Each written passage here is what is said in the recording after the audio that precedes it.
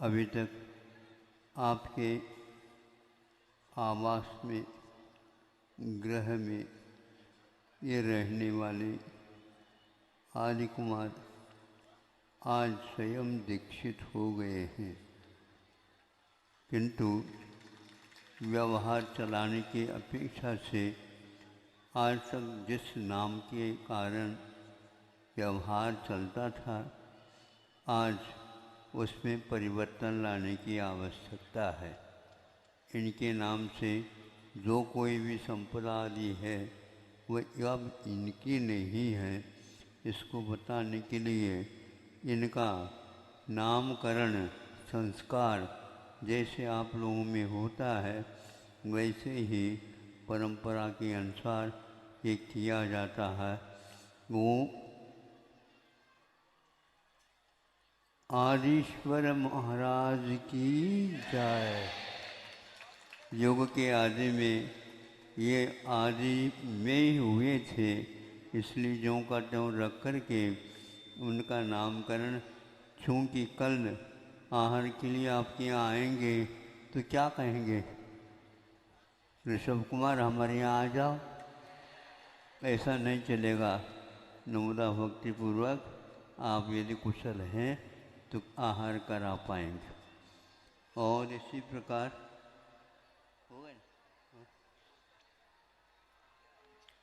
समय अधिक हुआ है, लेकिन फिर भी राग के घर को छोड़ करके वीतरागता की ओर आने के लिए कई मोड़ पड़ते हैं। उन सब मोड़ों को और इन मोड़ों को उन्होंने ऐसा कुशलतापूर्वक जवाब दिया, वो बहुत ही महत्वपूर्ण था। धर्मोपदेश के रूप में आज के ये जो कार्यक्रम हुआ, हम संक्षेप के साथ आपके सामने कुछ बात बताना चाहते हैं। घर में 5 पापों का त्याग पूर्णतः हो नहीं सकता। 5 पापों को त्याग किए बिना दिगंबरत्व स्वीकार किया नहीं जा सकता। दिगंबरत्व स्वीकार किए बिना गुप्ती आदि जो ध्यान की विशेषता हैं उन्हें हमें प्राप्त करने का सौभाग्य नहीं पड़ सकता। और उनके बिना आगे केवल ज्ञान का दर्शन नहीं हो सकता। और केवल ज्ञान और दर्शन के बिना मोक्ष का लाभ नहीं हो सकता। ये सारे कार्य कारण की अपेक्षा से रखे गए हैं। एक प्रथम चरण इनको प्राप्त हुआ।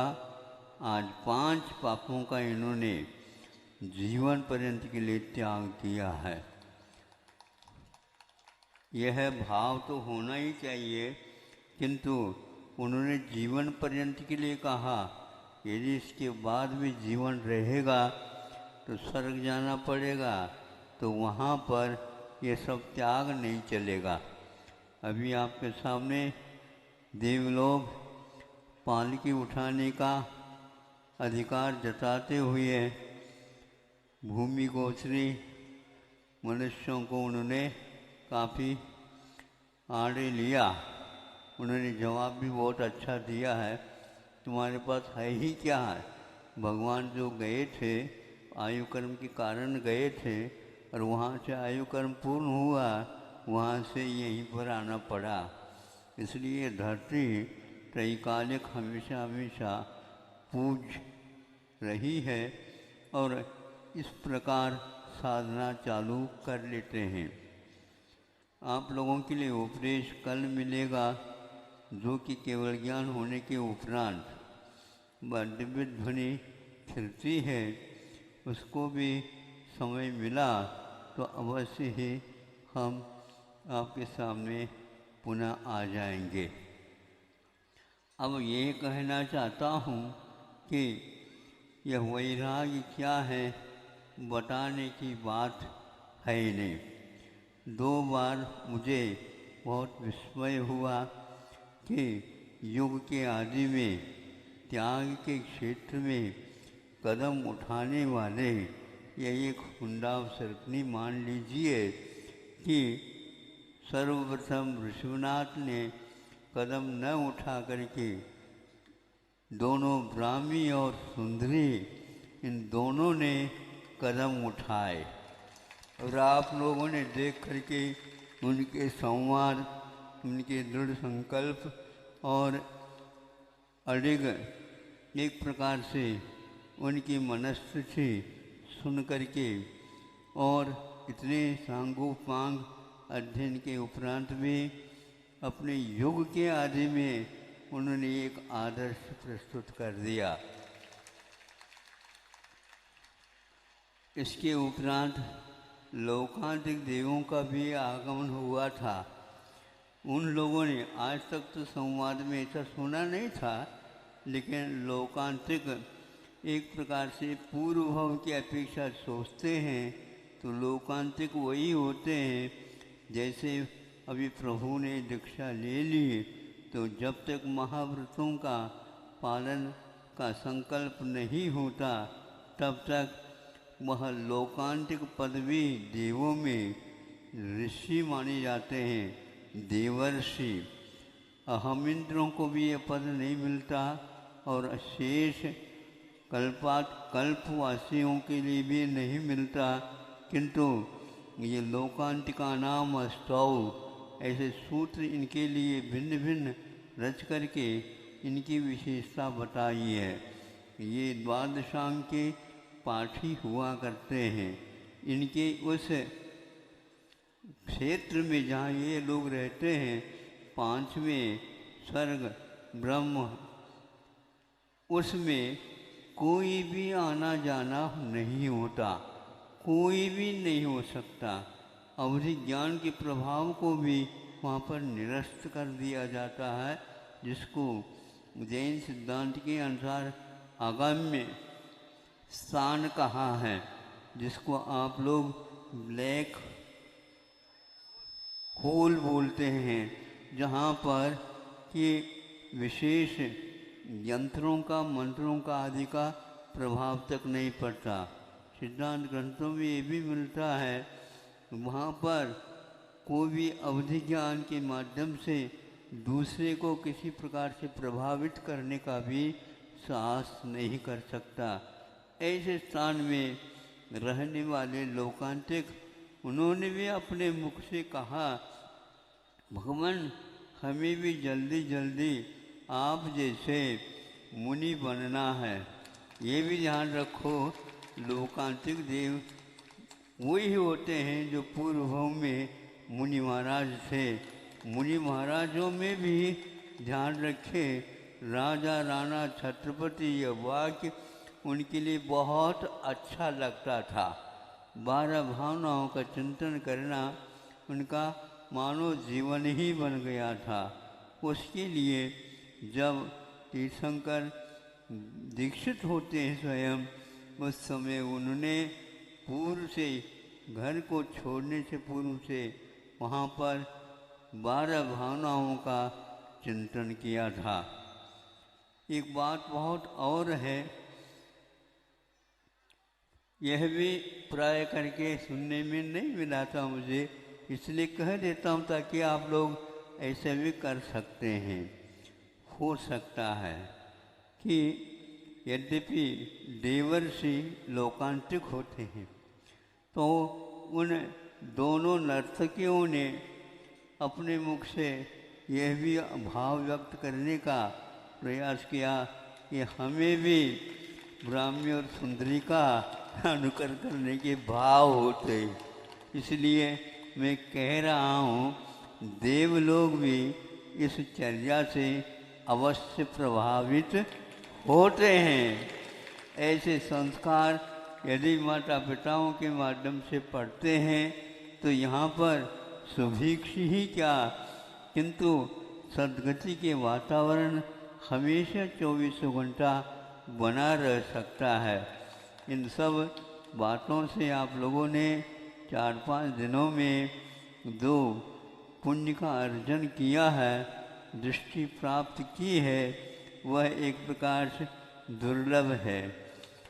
लाखों, करोड़ों, अरबों, खरबों, नील आदि आदि संख्या को भी लांघ करके जाने वाली जो संख्या है, उस प्रकार के वैभव को भी दिया जाए, इस प्रकार का वातावरण का दृश्य आपको कहीं भी नहीं मिलेगा।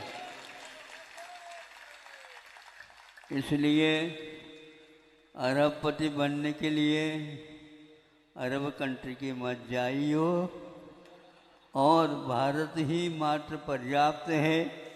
यहीं पर आप अर्थ पुरुषार्थ, धर्म पुरुषार्थ और ऐसे काम पुरुषार्थ का अर्थ व्यसन नहीं है, काम पुरुषार्थ का अर्थ वासना नहीं है। ग्रंथकारों ने कहा है यह एक मार्ग है, जिस मार्ग से चलने से आगे जाकर के संन्यास व्रत को धारण करने की भावना हो जाती है। इसलिए संतान की प्राप्ति के लिए ही जैनाचार्यों ने कहा है विवाह संस्कार किया जाता है।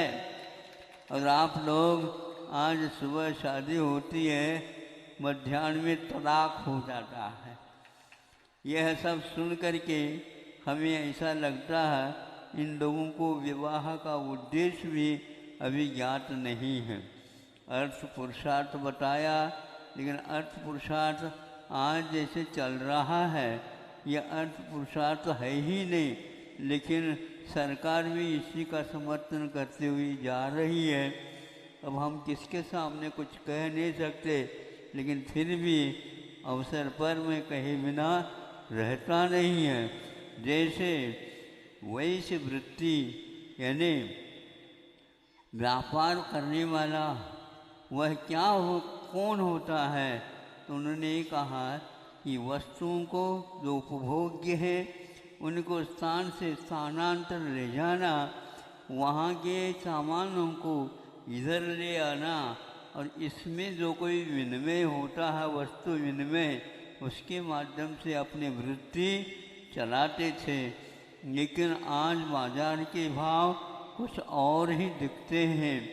बाज़ार में मान लो 1 लाख बोरी शक्कर की हैं, और वह दिन प्रारंभ होता है और शाम तक बाज़ार में कम से कम 10 लाख बोरी शक्कर बिक जाता है।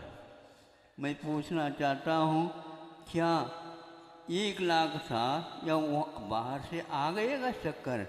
नहीं महाराज, फिर आप लोग 10 लाख क्यों कह रहे हो?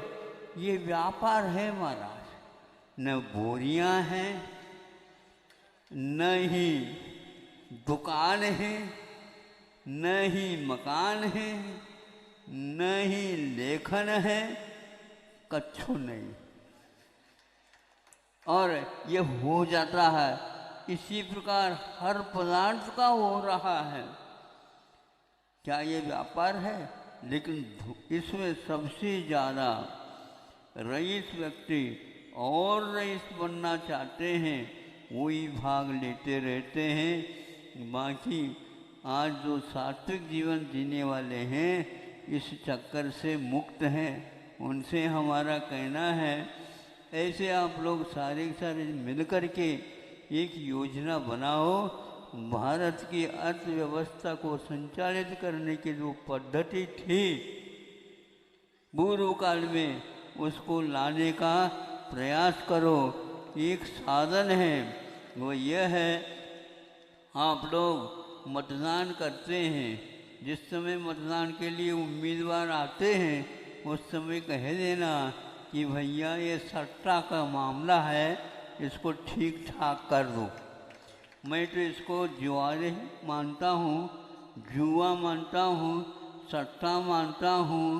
यह एक प्रकार से लोभ देख करके अर्थ पुरुषार्थ को एक प्रकार से 4 पुरुषार्थों में मुख्य माना गया है, उसका नामोल्लेख ही ये प्रकार नष्ट करने के ये उपकर्म है।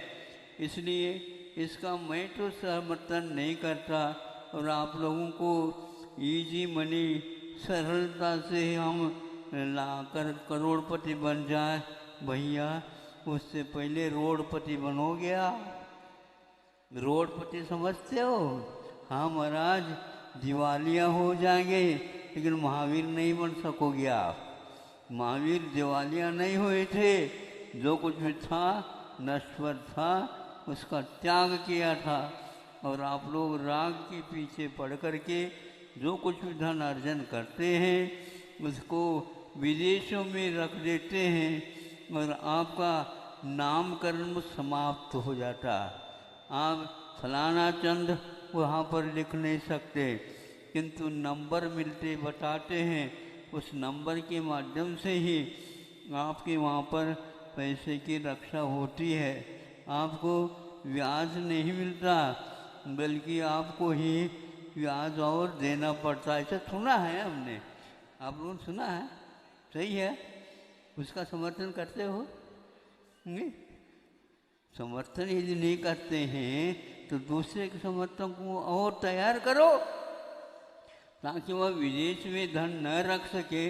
भारत के प्रति, देश के प्रति जो व्यक्ति अपना विश्वास खो देता है तो वह कहाँ का नागरिक है बताओ?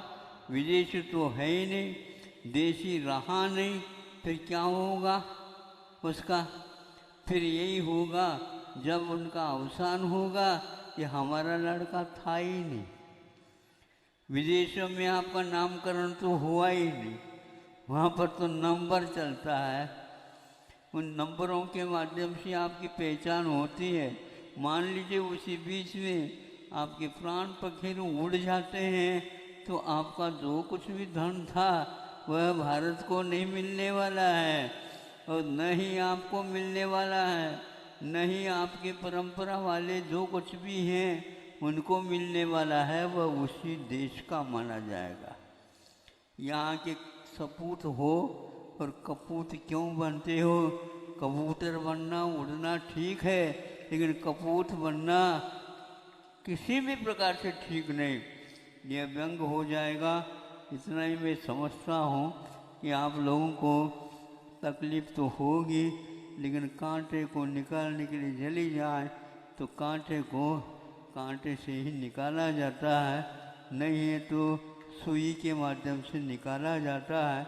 कुछ क्षण के लिए दर्द आपको हो गया होगा, लेकिन फिर भी हम क्या कहें, हमें हमारे सामने माइक रखा और आप हाथ जोड़ करके प्रार्थना कर रहे थे, इसलिए हमारी इस प्रार्थना को स्वीकार कर लीजिए कि आप उसी प्रकार के कार्य करेंगे जो अहिंसा धर्म के लिए अनुकूल होता है। इतना ही पर्याप्त समझता हूँ। आज के आनंद की जय बोलते हुए अहिंसा परमो धर्म, आज के आनंद की